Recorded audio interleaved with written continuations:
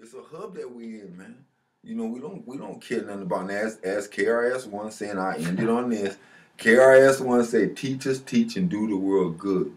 Kings just rule and mostly never understood. But if you were to rule and govern a certain industry, everybody in this room right now would be in misery. No one would get along, nor sing a song. Because everyone would be singing for the king. Am I wrong?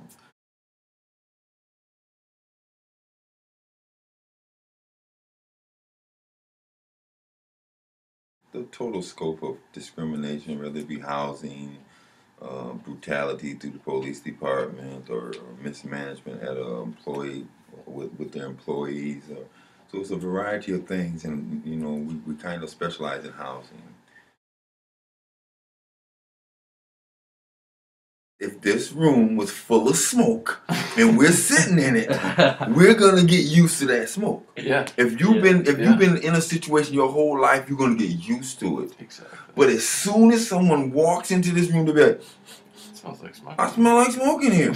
Yeah, what's going on? You know what I'm saying? But if you never left out the room or you used to that smell and this given your situation, Yeah. it's hard for you to understand me walking by somebody and say, I smell smoke, and why they went on the other side of the street? Yeah. I smell smoke, why they locked their door? It's just the fact of the unknown, and like that's what racism is basically built around. If you're not known that person or that group of people.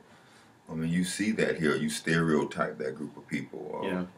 So yeah, it's. How do you think that came to play in the Corey Jackson shooting, and then also the aftermath of the shooting in terms of how people reacted and sort of what was done to create a sense of harmony in the community after such a wound was given, you know, such a blow was dealt to the community?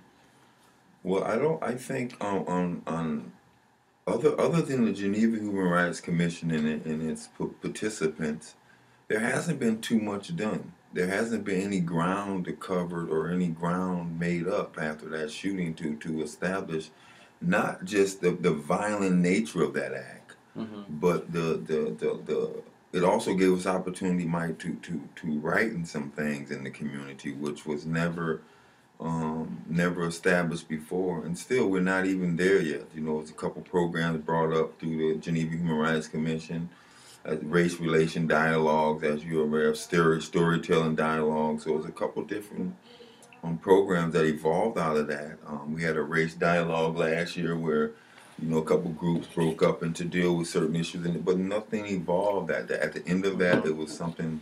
It was still the same. Still the same, and it was a committee established. It was called the Steering Committee, where a couple dignitaries in the town, be pastors and bishops and mayors and chairmen, got together, I guess, once or twice a month to deal with certain issues, and those committees have not. That committee itself has not even met up. I think once they met up through that time, and it's been a year and some change. You know this. This city bought 25 stun guns, to my understanding. They just bought 25 stun guns. And when I read that article in the paper, I thought to myself, I can't think of an incident that I read in the paper, and part of my job is to read the paper, that you would need that stun gun. You know, like you having constantly resistance arrest or constantly have to handle someone, or constantly physical altercation you read about an officer in the paper. Yeah. Why would you buy those stun guns unless you have some reason to use them or itching to use them? It's the same with guns.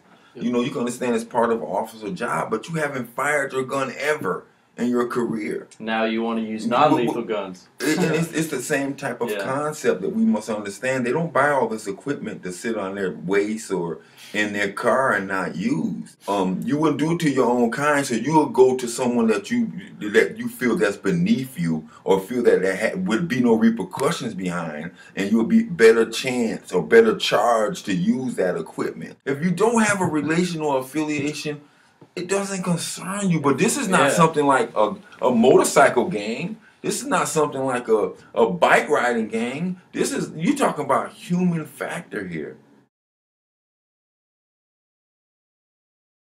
Or if you believe nothing else, as long as black folks say, we say as long as we black, we always say that as a metaphor. Like, man, I mean, I'm gonna do this the rest of my life. But as long as you white, always, man, think above the pack, man. Yeah. When I was younger, I didn't smoke cigarettes. You know why I didn't smoke?